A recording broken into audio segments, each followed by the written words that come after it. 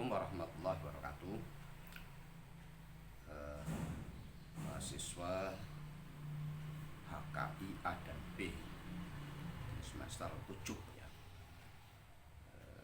Mata kuliah saya ampu adalah manajemen bimbingan haji dan umroh.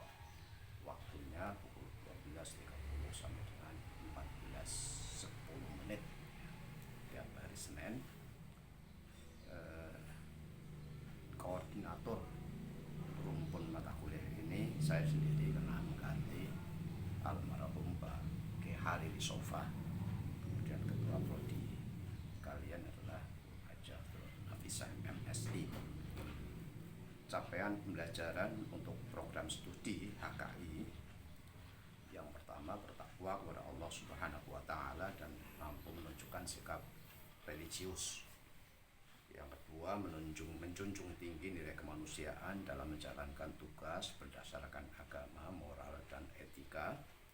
Yang ketiga, menguasai pengetahuan dasar-dasar keislaman sebagai agama yang rahmatan lil alamin. Yang keempat, menguasai landasan hukum keluarga baik dari peraturan perundang-undangan maupun kitab fikih.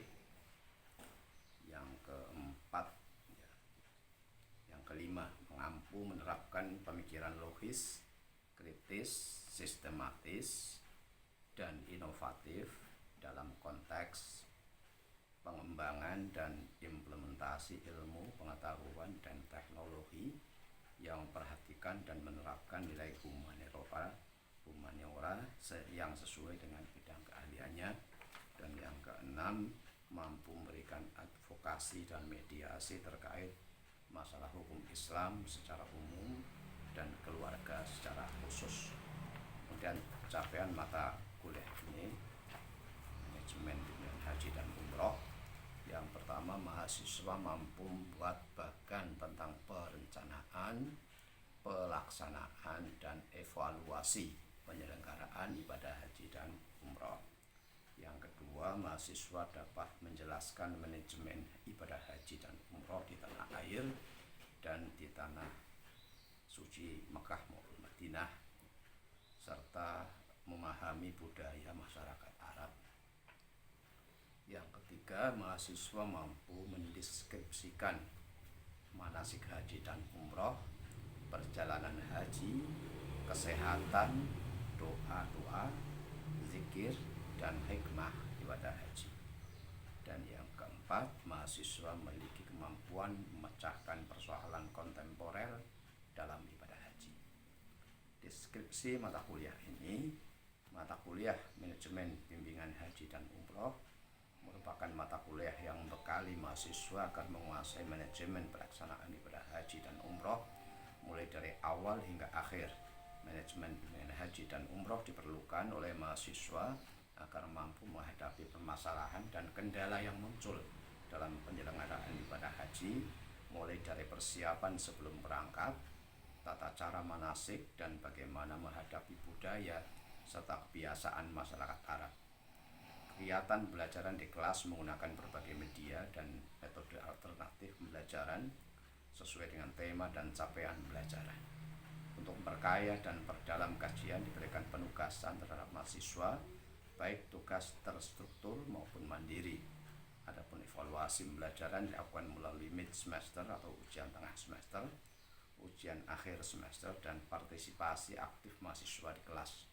Referensi utama Wahbah As-Suhaili Al-Fiqhul Islami wa Adillatuhu, Said Sabiq Fiqhus Sunnah, dan Hasbi As-Siddiqi Pedoman Haji, serta berbagai aturan tentang perhajian. Kemudian pertemuan, ada 16 pertemuan dengan UTS dan UAS. Pertemuan pertama, mahasiswa mampu menelaah fokus dan arah pembahasan dan target belajar dari mata kuliah manajemen bimbingan haji dan umrah. Kemudian pertemuan yang kedua, mahasiswa mampu menelaah aturan penyelenggaraan ibadah haji, baik aturan penyelenggaraan haji itu maupun penyelenggaraan kelompok bimbingan ibadah haji dan umroh. Ini nanti mengacu pada Undang-Undang Nomor 13 tahun 2008 tentang penyelenggaraan ibadah haji. Pertemuan ketiga, mahasiswa dapat menjelaskan manasik haji dan umroh yang pertama, yaitu dasar hukum haji, syarat wajib haji. Pertemuan keempat, mahasiswa dapat menjelaskan bimbingan manasik haji dan umroh menyangkut wajib haji, rukun haji. Yang pertemuan yang kelima, mahasiswa dapat menelaah panduan perjalanan haji pertama, yaitu panduan di tanah air dan panduan di tanah suci. Pertemuan keenam, mahasiswa mampu memahami panduan perjalanan haji kedua, panduan di Madinah, sholat arba'in dan ziarah. Pertemuan ketujuh, mahasiswa mampu memahami tuntunan keselamatan, kesehatan, doa dan zikir ibadah haji. Ini ada penyakit yang bisa muncul dalam ibadah haji, pemeriksaan kesehatan dan penggunaan obat, perlengkapan perjalanan ibadah haji, doa-doa dalam perjalanan ibadah haji. Kemudian pertemuan ke-8 UTS. Pertemuan ke-9, mahasiswa mampu menjelaskan budaya masyarakat Arab. Ini adalah tabiat masyarakat Arab, model jual belinya, mensikapi tabiat orang Arab, menggunakan fasilitas umum. Pertemuan ke-10, mahasiswa mampu menjelaskan pernik haji yang pertama, yaitu tentang pengertian haji, waktu penyembelihan, dan permasalahan tarwiyah atau tanazul. Pertemuan ke-11, mahasiswa mampu menjelaskan pernik haji yang kedua, yaitu tentang sholat arba'in, diulang lagi, dan penyelesaian kasus-kasus di seputar haji. Pertemuan ke-12, mahasiswa memiliki kemampuan tentang simulasi haji yang pertama, simulasi tentang ihram, miqat, dan talbiyah. Kemudian pertemuan ke-13, mahasiswa memiliki kemampuan tentang simulasi haji yang kedua, tentang wukuf di Arafah dan mabit di Musdalifah. Pertemuan ke-14, mahasiswa memiliki kemampuan tentang simulasi haji yang ketiga, mabit di Mina, tentang nafar awal dan nafar sani, melempar jumroh baik ula, pustong maupun akobah. Pertemuan ke-15, review materi pertama sampai dengan terakhir oleh dosen. Ini poin-poin penting dari materi yang telah dibahas. Dan pertemuan ke-16 adalah ujian akhir semester. Metode dan media pembelajaran, karena kali ini masih daring, jadi kita nanti paling enggak menggunakan WA group dan mungkin Google Classroom atau mungkin Google Meeting. Nanti kita bicarakan di WAG dulu. Proses pembelajaran selama 1 semester untuk mencapai kemampuan dan hasil maksimal yang diharapkan di setiap tahapan pembelajaran, maka beberapa langkah proses pembelajaran dapat diuraikan sebagai berikut. Yang pertama, mahasiswa mengikuti perkuliahan minimal 75% tatap muka. Yang kedua, keaktifan dan partisipasi mahasiswa diwujudkan dalam mengikuti perkuliahan secara aktif, terlibat dalam proses pembelajaran. Yang ketiga, di samping perkuliahan, mahasiswa melakukan tugas-tugas mandiri, membaca berbagai referensi yang disarankan oleh dosen. Yang keempat, mahasiswa membuat makalah sesuai dengan kaidah penulisan karya ilmiah dan tugas lain yang sesuai dengan materi dan capaian pembelajaran. Evaluasi pembelajaran, evaluasi terdiri evaluasi proses dan evaluasi hasil. Evaluasi proses terkait dengan proses perkuliahan, partisipasi dan keaktifan perkuliahan maupun diskusi kelas dengan bobot 15%.